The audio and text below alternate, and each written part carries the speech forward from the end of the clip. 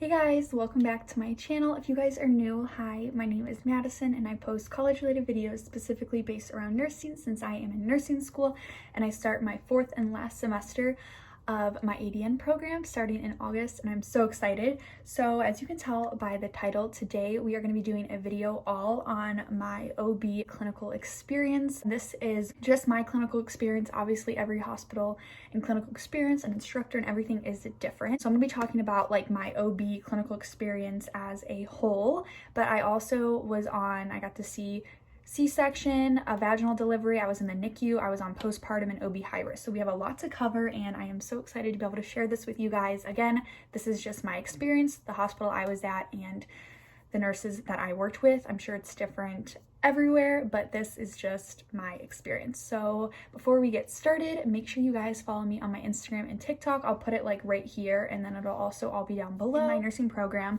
we have 8-week classes, so it's like 16 weeks worth of material crammed into 8 weeks. I mean, it's like really fast. We have to get through everything that the same people were taking their BSN. We need to learn all of that in 2 years. And I quickly wanted to answer this question. Yes, I am going for my BSN right after I graduate with my ADN. So if you guys are interested in wanting a video of like why I chose ADN versus BSN, like let me know. I had 7 weeks of clinical. So I have 8 weeks, but the 8th week of every semester or term is finals week. So we don't have clinical during finals week unless there's like a snow day, because I live in Cleveland and there's always snow. So sometimes you have to make it up. So I had 7 weeks of clinical. We didn't have peds clinical, which kind of sucks, but we did have OB clinical. So my first 3 weeks of OB clinical, I was on the postpartum floor.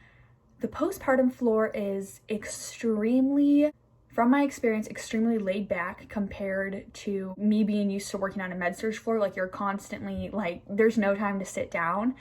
And obviously I'm sure if there was certain scenarios, it's a little bit more busy, but the postpartum floor is basically where mom and baby go after the baby is delivered, and that is where they do their first baths. You're monitoring mom's lochia, which is the vaginal discharge that comes out after they give birth. It's completely normal, and normally on the postpartum floor when they're in the hospital, it'll be rubra, which is red. It's kind of like blood, and then it'll turn into more of like a cloudy white discharge.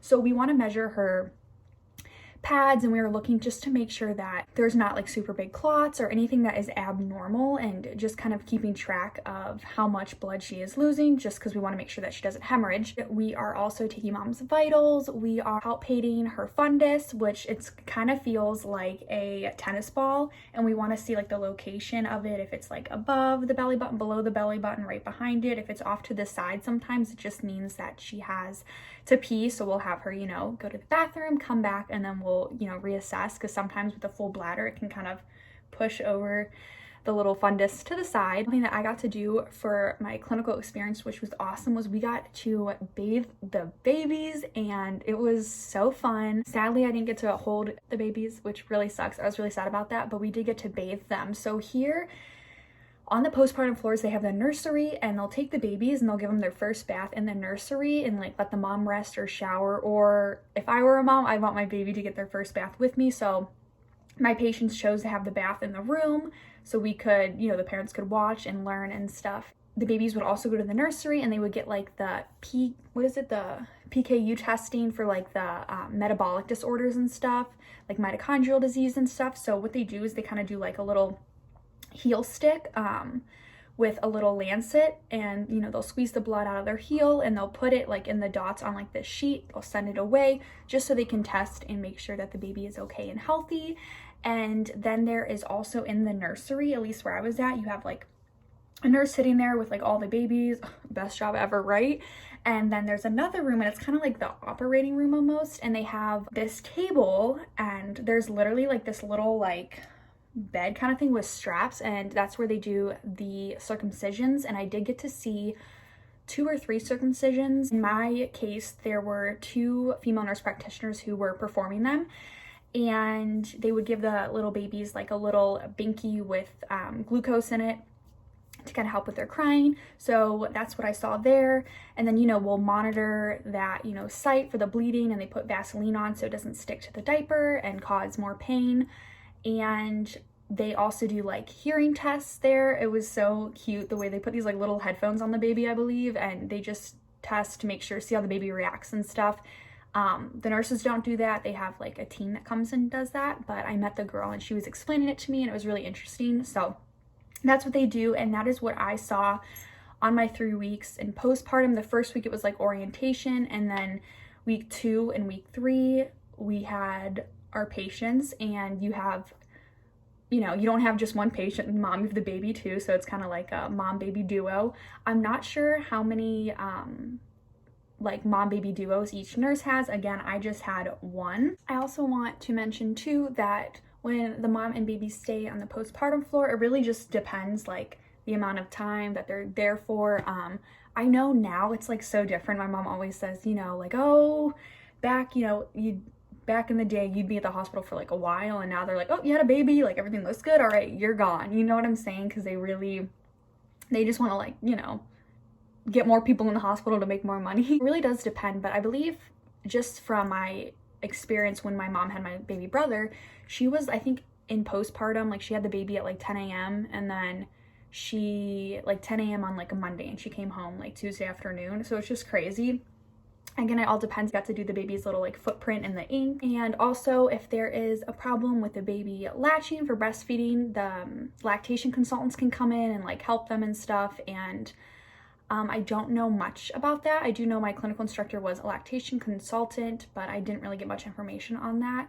But that's, you know, the time where the lactation consultant will come in and try to help the mom. And there is a lot of teaching that happens on the postpartum floor, obviously, especially for first-time parents.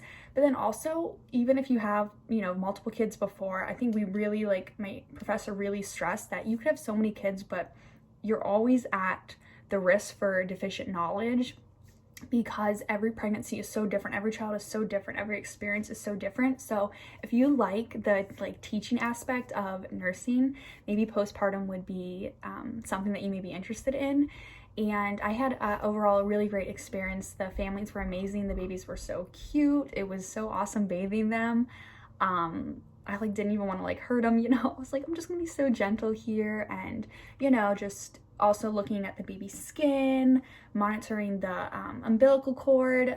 And yeah, so that is kind of a little summary of my postpartum experience. So then we move on to week 4 out of 7, and week 4 was when I was on the high risk OB floor, and this was horrible. Again, my experience. So we get there and the charge nurse was like, oh my gosh, this is like having unexpected house guests. And she was just so uninterested in like kind of even talking to my clinical instructor. And it was just like, oh my gosh. And she was like more worried about the nursing students taking their seats at the desk. And she's like, well, we don't even have enough seats for us here. And my instructor's like, it's okay, they can stand. I am telling you, we literally stood there. She didn't want us standing like over her, which I mean, makes sense. If she doesn't need her help, why would you want like 4 students standing like over top of you while you're trying to do your stuff?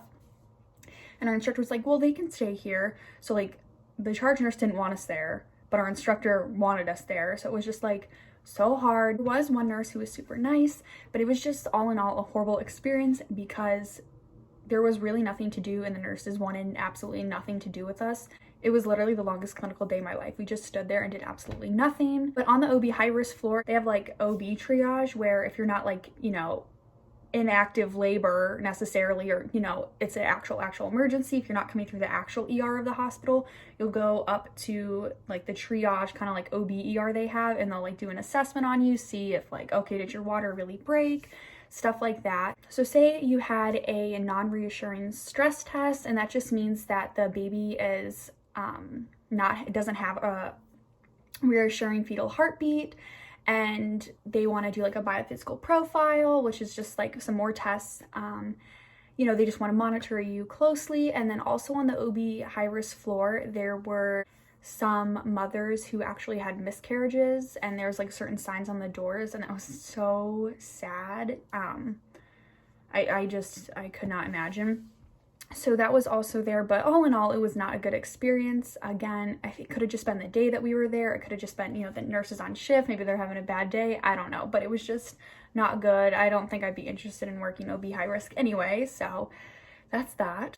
Okay, so next we're moving on to week 5 of my clinical experience, and week 5 was the day that I got to see not 1 but 2 C-sections. It was amazing, and I'm gonna go into detail. If you saw, I think, one of my vlogs before, I like kind of talked about it, but I'm gonna talk about it again. I got to go into a C-section, and before it started, we were actually in the little OB high risk floor in the triage like center, and that's where they were getting the mom ready. So they were talking to the mom and the dad about things, blah blah blah. And she actually walked. It was crazy. So like they just had her walk. She's like, yeah, I can walk. So like, you know, it's the only time. The doctors are like, yeah, this is the only time, you know, you walk into your own operating room, because most of the time they wheel you in. So she like walked in, they got everything ready. I was nervous because I was like, I'm gonna be that nursing student who passes out or something, because I didn't know what to expect. I've seen some pretty gruesome things in med-surg and also like at the nursing home, and I've seen some gruesome things, but I didn't know how I was going to react, or I didn't know what to expect, because I've never ever seen a C-section. I mean, you see like horror, I love horror movies and gruesome stuff, but again, it's not real, it's not right in front of you. So I was just like, Lord, please help me. I started feeling a little bit lightheaded. I'm like, I'm gonna stick against the wall here. I still had an awesome view, but I was like, long story short, I was okay. But I was in the room, a nursing student. There was a nurse who was sitting like at the computer in the operating room, and she was the one who was like charting everything. Okay, the water was broken at, whatever time. She was, we have one on the computer. You have a scrub nurse, and she was so nice. She was an LPN, and she'd been doing it for years.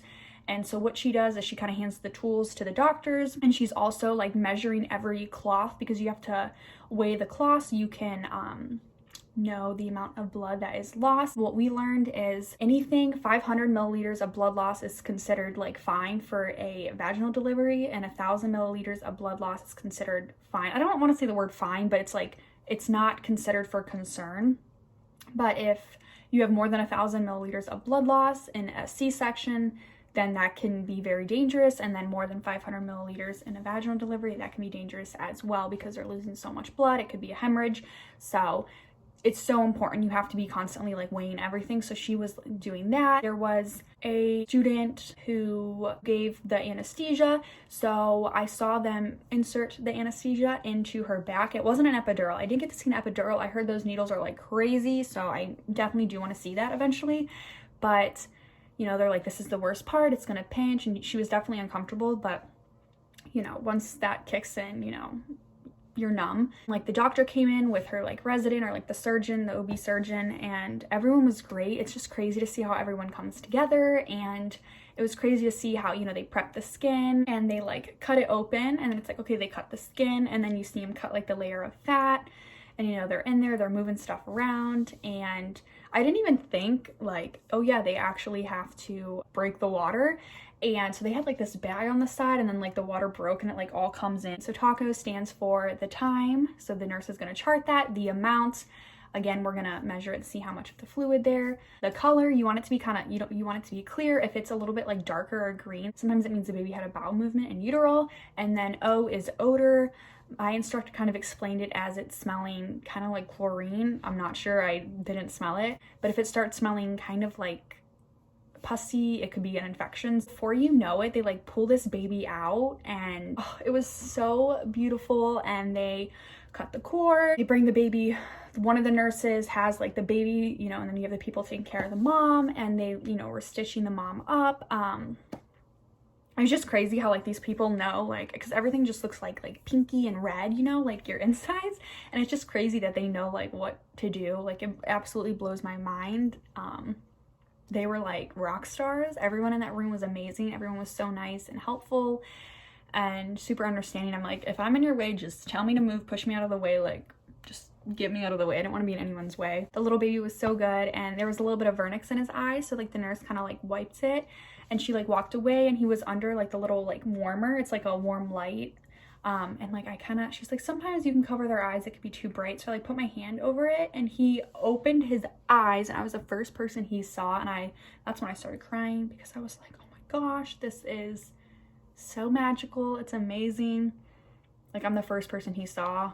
And I mentioned this in my other video. He's not gonna remember, he's gonna have no idea obviously, but like, I was like, this baby is so perfect, and they're just so soft. And Obviously I had gloves on, you know, I'm not gonna like touch the baby with my bare hands, but I wish I could because they just look so soft. But yeah, it was awesome. And then I mentioned this in my last video too, I was leaving my C-section, not my C-section, I was leaving the C-section I watched, and I ran into my friend who's an anesthesiologist. He's like, hey, you want to hop in my C-section? I was like, yeah, I do. He was awesome explaining everything to me that he was doing. I got to see him like the different monitors and like him getting the anesthesia, and he was like, you know, move around wherever you need to. And again, I just saw the same thing. It was awesome. And it's just crazy. Like it both, you know, everything went smoothly. The baby, the mom, everyone's healthy. So it was a good experience to see. Thank goodness it wasn't anything like traumatizing, especially like being in clinical, seeing that. It's just crazy to see how everyone works together. Again, teamwork and collaboration is huge. You know, as a nurse, you're not just working with other nurses, you're literally working with everyone else in the healthcare field. Just crazy and awesome to kind of see teamwork and collaboration like come to life, because you learn about it, you have test questions on it, it's so important, you know, and to see it happen, it's like, this is beautiful. And that's why like communicating and just having someone who, you know, kind of runs the show is really important. So yeah. All right, so week 6 I went to the NICU, and if you guys don't know, I'm sure I've mentioned it before, I think most of you guys do know that I am a twin. I have a twin sister. She is my entire world. We were premature. We were in the NICU for 2 months. We were my parents' first kids. My mom would just always talk about how amazing the NICU nurses were. So I was like, you know, maybe I am meant to be a NICU nurse or something. I don't know.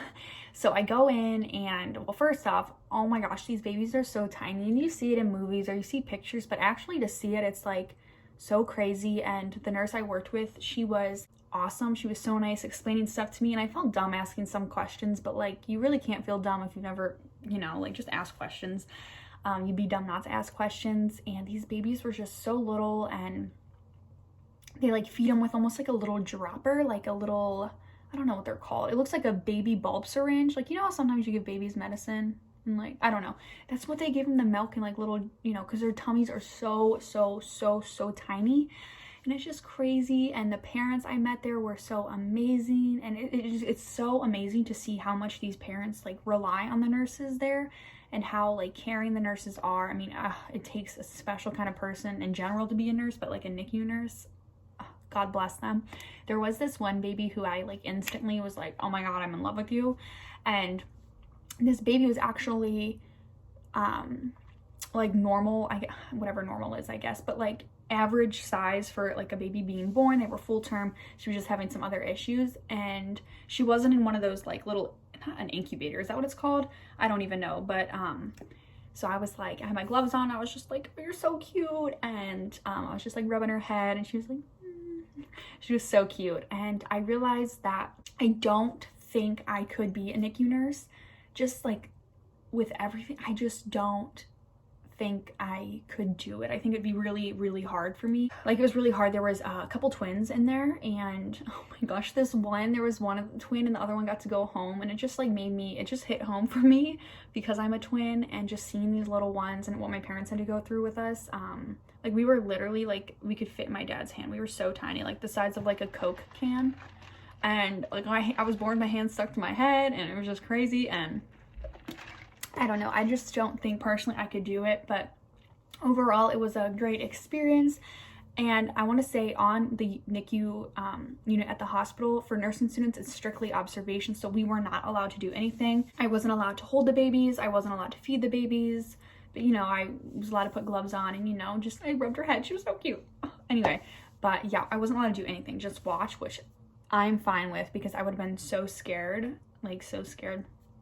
Yeah, it was a good day, but it was hard to see all those babies in there. Okay, so on to week 7 of my clinical experience, and my favorite experience was finally when I got to go to the labor and delivery floor.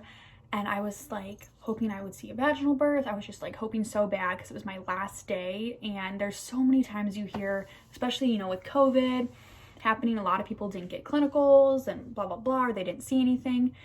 I was like, I hope I get to see it. Well, I did. I got to see a vaginal delivery, and it was so amazing. I talked about this in another video as well. So it is crazy to think that the nurse is literally in there like all by herself for 98% of the time through the mother's labor. And in my situation, the mom was in there with her husband, and I was in there. It was the mom, the husband, the nurse, and me. My nurse was amazing. She was awesome. It's so much monitoring of the mother and the baby, the fetal heart rates, and you'll probably learn veal chop. It's like so important to know. You'll learn it just to make sure, like, so say if they're having, for example, variable decelerations, that could be meaning like there's some cord compression with the baby. If they're having accelerations, baby's okay. Again, if you don't know what it is, you'll learn it. You have to know it, but it is so much monitoring and being the mom's like support system, like being there, taking care of her, just being nurturing. I am someone who I love like cheering people on and just being there for them, supporting them, encouraging them, and like just making them feel amazing. And oh my gosh, it was just crazy. So during labor, pushing, and sometimes you can have a bowel movement, and I feel like it's what people worry about. And the way that the nurse just like made her feel comfortable. We were constantly just cleaning up everything, still maintaining her privacy. If we weren't, if she wasn't having contractions, we'd cover her up to make her feel, even though, it is just me, the patient, her husband, and the nurse, still, you don't want to be like out in the open for everyone.